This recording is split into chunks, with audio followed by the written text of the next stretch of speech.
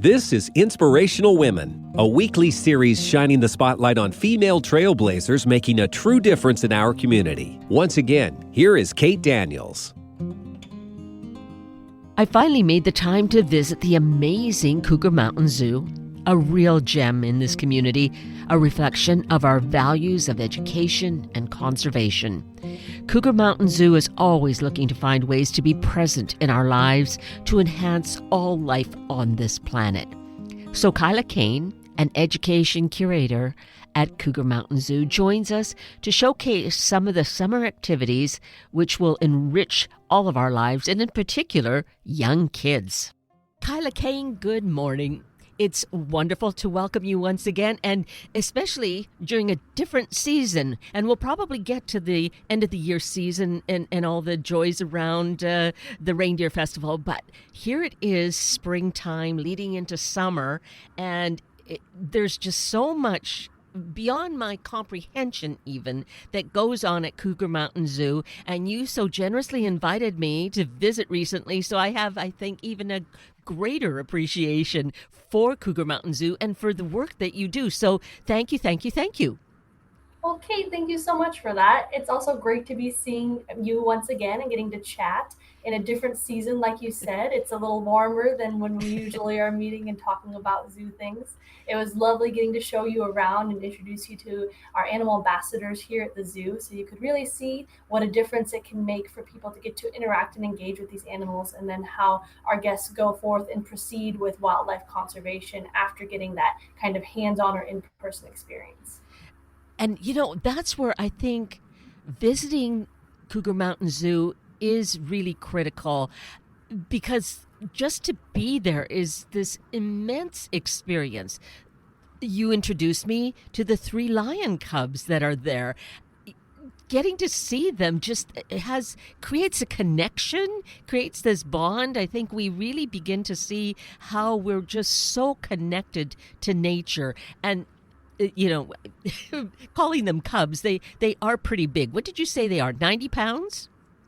Yeah, they're all over 90 pounds and around 9 months old now. So growing very fast, getting bigger and bigger week to week. So that is a real treat to be able to see these cubs, these lion cubs in nature. And my feeling was they were just like these cute little animals you wanted to hug. But Kyla, really, we can't do that, can we? Correct. As much as cute as they are, as fun as it is to watch them play, they're not domesticated. They're tame. They're wildlife still, though, so we want to make sure we're respecting those boundaries. What they want to do is play and tackle and hug each other. So we make sure that they're set up for that, while, we get really cool viewing opportunities to see just what that kind of interaction and engagement is like for them. Yes, and what a treat that is. Regardless of what age we are, I think that we can all just delight in how these beautiful creatures just grow and play and are so critically important to our planet. So I'm going to underscore that again, is pay a visit to Cougar Mountain Zoo. And you have a prime opportunity coming up this summer for the kiddos, right?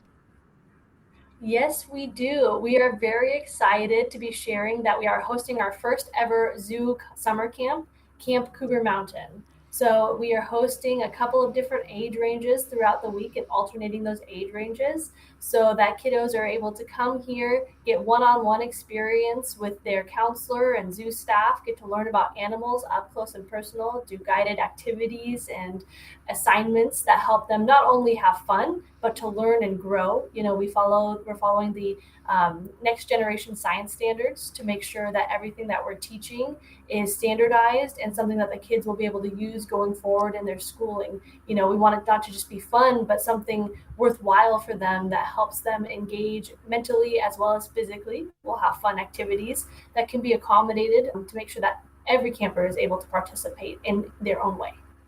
And when we're saying camp, it's a day camp, correct? Correct. That is correct. It is a day camp, and each session is 1 week long. And the hours each day? We go from 9 a.m. to 2 p.m., and then we do have a an option for extended care after that. So for some parents, we recognize that being able to pick up in the middle of the day can often be a privilege. So we have that extension so that those who might make it a little bit easier for them to have the kids with us a little bit longer and be able to come more closely to the end of their work shift or something like that in order for them to pick their kids up at the end of the day. And so that will be a Monday through Friday, correct? Correct. Okay. So Monday through Friday, and alternating weeks will be the different age ranges. And so it starts with first to third grade? It's first and second grade. So we have our little lemurs, which are first and second graders, and then our party parrots, which are third and fourth graders. Party parrots. That sounds very fitting for a group of kiddos. And they will see, well, they'll see the macaws. I forget, are there parrots at the zoo? There are. So we have a variety of parrots. We do have a large variety of macaws, which are all a type of parrots. And I also realized that I misspoke Kate earlier. My apologies on that. Our summer camp runs from 9 to 3 p.m. with the extended aftercare being an option from 3 to 5. Okay, good. We have that adjustment. So that is really a full day. I'm sure parents will appreciate that. I think I spent about 3 hours at the zoo, and I was exhausted. So parents can count on their kids getting there, exerting a lot of energy, really taking in a lot of information. They'll be ready to be picked up and go home and go to bed probably. Oh, yeah. We are built on a hill. So, there's that natural workout of going up and down the different spaces throughout the day, as well as, like I mentioned, the physically engaging activities. We have a lot of fun little games planned for the kids to interact with. And in between those, we'll have time for reflection as well as creativity. So it's a really well-rounded day as well that's got them both thinking critically, having fun, and moving around. And I imagine there's a limit on the number of campers you can have per week? That is correct. We have around 10 campers each week. Okay, so keep that in mind. Space is limited. Fortunately, there are the weeks throughout July and August. I think it's every week, correct? Yes, that is correct. Okay. I think there might be 1 week actually around the 4th of July. Okay. Where we're not running, but it is definitely worked into our calendar that we have available on our website for those looking to book. And so that's the thing to do. Go to the website and register. Yes. Yep. You can find all the information that I've shared and then some. We have a nice FAQ page that we worked really hard on, making sure that we're able to answer those questions as quickly as possible. Of course, we do have links to our email so that anybody with questions is able to reach out to us at any time, and we get back to them as soon as we can to help answer those questions. And then we have some other things that kind of clarify, what to expect. We're working on schedules so that parents and prospective campers can see what the day-to-day activities are going to look like. We want to make sure that it's a good fit. So you want to know what to expect going into your summer camp. So we have all that kind of information on our website. You can find it under the Education tab and Summer Camps. Great. So definitely a major happening. Now, you said this is the first that this is happening here at Cougar Mountain. Was there some kind of impetus from outside, from within the zoo, from seeing this being done at other facilities? Yeah, it's something that we've always wanted to participate in. We really pride ourselves on our education here at the zoo, and it's something that we just love participating in and thought it'd be another fun way just to get kids engaged in conservation at a young age in an even more hands-on way than they can just by visiting the zoo. Of course, the zoo, we have a lot of offerings throughout the day with our mini lectures, a lot of educational opportunities, and close encounters and things like that. But getting to be here day to day with different fun themes to explore. One of our activities is even dissecting owl pellets to understand those animals a little bit more and get to engage with, these skills that some of them might need later on as they go into their future careers, potentially as wildlife conservationists. Yes, and that's one of the exciting things is that this may be just a different camp that parents decide to send their child to, not realizing that it sparks something within them and they really begin the journey for their future life. Yeah, because even so, I manage our internship program here at the zoo as well. And I had quite a few candidates who applied for the internship this summer who talked about their experience as kids coming here and how that helped shape their chosen career path going into college. So that's what our internship for is largely for college age students or for those looking to possibly transition career. But it was very inspiring to hear about how their time here and getting to learn the things that they did affected their decisions later on down the road as they're going into adulthood. So having this opportunity is just another way for those individuals to get to interact even more and get to understand what they could be looking at in their future careers if this is a path they want to go down. Yes, absolutely. And I can see how it would be so exciting because, as I say, my visit was just really, it was exhilarating to see these different animals in their habitat and the way that the zoo presents these informational plaques about the animals. You really want to share information, and then just interacting with the staff who was around and the let's see, what are the young people? Well, you have the interns, but you're really are you? It's not considered docent, or is it? Are they docents? Yes. Yep. So that's exactly right. Our volunteers and interns all participate in our docenting program. So, like you said, just having those educators out on the ground, getting to talk to anybody that has questions or wants to learn something new.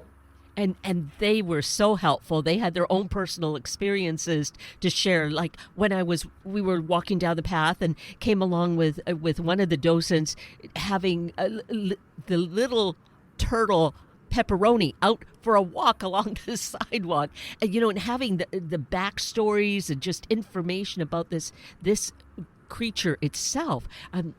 You just learn so much, and as I say, it's exhilarating. Yeah, and those are also another fun opportunity, with those reptile walks because of temperatures and things like that. Being ectotherms, reptiles can't always be out all the time on display. So we create those opportunities and get them out and moving. It's not only cool for our guests to get to see and learn about them, it's great for them because it's another form of exercise and enrichment, helping those animals to explore their natural instincts and being able to engage with both mental and physical stimulation at the zoo. That's something very important for all of our animals here to ensure that they have the most well-rounded life that they possibly can here and are able to take in everything new each day and just get to experience what they're meant to experience. And they are so well cared for. We happened to be there at lunchtime for the tortoises. Oh my gosh, those salads were something I would want to eat. And they of course made short order of it, but there's such attention paid to good nutrition and this quality of life. Oh yes, yep. Every animal has strict guidelines on what goes into their food and nutritional offerings each day, making sure that it reflects what they need to be eating, what they'd be eating out in the wild, to ensure that they're getting all the nutrition that they need to ensure their health and welfare. So it is very much a process. You saw that mountain of salad for all four of those sulcata tortoises, and it really takes that much. And they make short work of it, but definitely a lot of care and time goes into preparing those meals to make sure that they are just what those tortoises need as well as what every animal needs here at the zoo.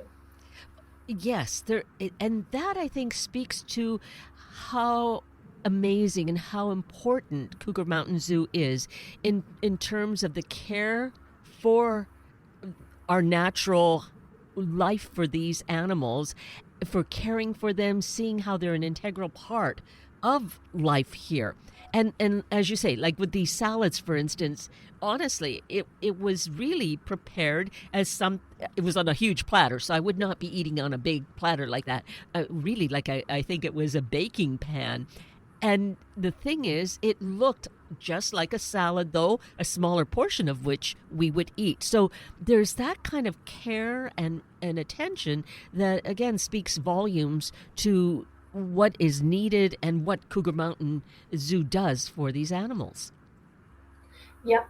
And that's what we make sure, every modern zoo that's accredited, making sure that we're taking care of our animals. There's standards that have to be met, and we make sure we go above and beyond those, as other zoos in the area do as well. Making, the animals are our priority, because what they're doing as ambassadors for their species, educating the public to grow empathy so that, then our guests go off and are more conservationally minded. They're thinking about wildlife maybe in a different way than they did before. They met Pepperoni, the little Tunisian spur-thighed tortoise, and now they're keeping an eye out when they're hiking, making sure that reptiles on hiking paths are kept nice and safe, able to bask in the sunshine, which is so important for them.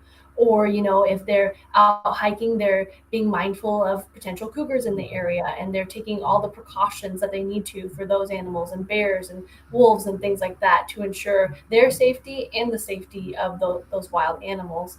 So that's also part of what we do here is, making sure we're sharing accurate information that gets people prepared for going out into these natural spaces where these animals live, because they're sharing space with us, we're sharing space with them, making sure that we know what to do in those scenarios so that we're setting ourselves up for success as well as the animals. Right. And so going back to the camps that are taking place for the first time this summer, these young students, first and second grade and third and fourth grade, are going to have that opportunity for an entire week, not just one singular zoo visit this week and maybe next month, but for a full week. That's a real immersive experience. Yes, exactly. And that's what allows us to get to do more than we would, during a natural visit, which is only a couple of hours usually for zoos. So we get to engage with the kids more and get them that personal experience. We have members looking to sign their kids up. We have just, people from the general public looking as well. So it's cool to see how they want to engage and how those kids want to engage with the zoo. And that way we get to, like I said, do just a lot more, getting to explore activities and dissections with the owl pellets and getting to play fun games that are on theme. We get to teach about bioaccumulation and birds of prey, which is something probably an introduction from a lot of those kids, but it gets to get them thinking a little bit more than they have before about how our actions as humans affect the wildlife around us. So it's just a fun way to get to start exploring wildlife conservation and all that's really needed in an in-depth daily way. Yes. Yes. What an exciting opportunity that is. And again, since we're mentioning the camp experience that's available this summer, it's something that needs to be signed up for, and it's limited space. So it's really important to do that sooner rather than later to be sure you get the date you want. Yep, we're starting to see more and more signups, so that'll be pretty critical. Wanting if you're wanting to get signed up for this summer, and then we have had some things where people have signed up and needed to change dates, and we are perfectly happy with helping out on that end too. Any questions that arise, we get back to people as soon as we can to make sure that the camp experience is everything that they want from it too and fits within their schedules. Right. Perfect. How exciting. So part of what happens this summer too, we were talking about Pepperoni, the little, what kind of turtle? He's a Tunisian spur-thighed tortoise.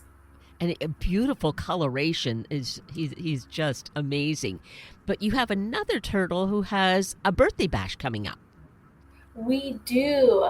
My special girl, Henrietta, the three-toed box turtle. So not only is it Henrietta's birthday celebration coming up, we host her annual Henrietta's Birthday Bash every year. And we will be celebrating Henrietta's 55th birthday coming up. And not only is that a big special birthday, but the fact that she is the zoo's first animal makes it even more special. She was for a long time the zoo's oldest animal as well, but was recently overtaken by one of those sulcata tortoises who is 66 years old. Oh, isn't that amazing?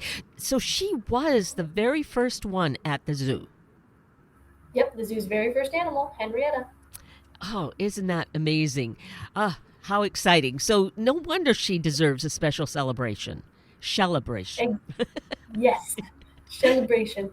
Yes, no, and the reason this all arose is because on a whim, myself and a couple of coworkers put together a little pretend birthday party for her. We did like a cute little Barbie-sized cake and made different treats for her to eat and brought her outside and started singing happy birthday. And before I knew it, there were about 40 other people that had joined us to sing happy birthday to Henrietta. So I looked at my coworkers that day and said, you know what, I think Henrietta is a star, and we need to celebrate her in a bigger way. And then Henrietta's birthday bash was born. There's just so much that is so wonderful about that. But the kind of spontaneous way that something new that we do annually gets to be part of the program. And, it serves to support the staff like yourself, being inspired to do something to, again, highlight these different aspects of the zoo. Yes. Yeah. And, fun thing about it, it is a fundraising event, so we are a not-for-profit. So everything that we raise goes right back to the animals. So we figured, why not make it an extra fun special day for people to participate in if they choose to.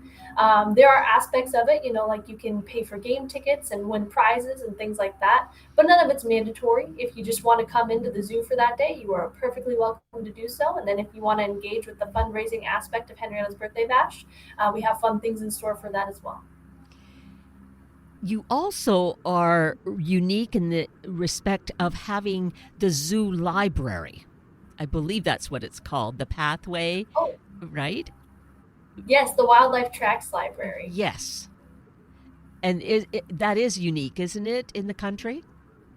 Yes, yeah. I personally don't know of other zoos that have quite that extensive sort of catalog of pavers with different footprints on them, and then the big board that shows you what each of those are, so that you can go around and look at the different footprints and try to figure out, use the size and shape to try to figure out which animal that footprint represents, and then you can go and check your answers on the board, which is a lot of fun. Yes. And so that translates to then going out into nature, going on hikes, being in your own yard perhaps, and finding these particular footprints, the paw prints there, and being able to decipher, now, who might this be that's visiting in our yard or down this particular pathway. Yes. Yeah. And, not to keep circling back to it, but that's, it's another type of thing that we'll be exploring at the summer camp with the kids. What to look at, how to identify, because there are ways that you can look at a paw print and say, oh, okay, I see nails present. That means it's likely a canid. So it's likely a wolf or coyote or fox in this area, versus if it's a paw print with no claws showing, that might be a felid. So it could be a cougar or bobcat, something like that. Yes. So just an immense education that happens so organically, education that might happen a little in the classroom because you do have your classroom experiences, but this kind of immersion, being right there on the premises, seeing the animals, really interacting in a very small group, because it's only 10 young students, right? Only 10 in a group. Yes. So that kind of real attention and learning happens, I think, just to a higher degree. And what a great fortunate thing it is that we have Cougar Mountain Zoo to offer this opportunity. Yeah, well, thank you. Yes, no, we're very excited about it. Like with pointing that out, we are equipped for education, and we're ready to do it just about on any front. So that makes it fun and exciting. And those things that, like the Wildlife Tracks Library, that gets just to get to go and interact with. We get to explain it to the campers, or when we're hosting field trips, we can to a degree as well, or doing guided group tours. We're able to kind of talk more in depth about those different learning opportunities the zoo already has present, which is fun. Yes, absolutely. And it doesn't hurt us to kind of think a little bit ahead toward the end of the year. The reindeer, it was great fun to see them. They weren't tremendously active, but I think this is kind of their downtime. But it really was wonderful to see the reindeer. I think they're just getting rested up because it gets so busy in about 6 months or so. Oh, yes. Yep. They're resting up. They're also working on shedding out their winter coat still. So they oftentimes, you came on a particularly warm day as well, so they'll seek out shade and other cooling support and things like that. But then that gets them all ready to go for when it comes up to the cooler months and they're ready to shine for the Issaquah Reindeer Festival. Yes, that is always a great highlight, which, makes me think about how this is a great time to visit because, in the warmer weather, you might have family visiting. It's great to take them to see Cougar Mountain Zoo. It's a great thing to think about having a membership because it makes it that much easier to just regularly plan your visits. Yep. If you're going to visit even just a couple of times in the year, it's more financially beneficial just to go ahead and grab that membership, making sure that you're able to visit the zoo in the most economical way.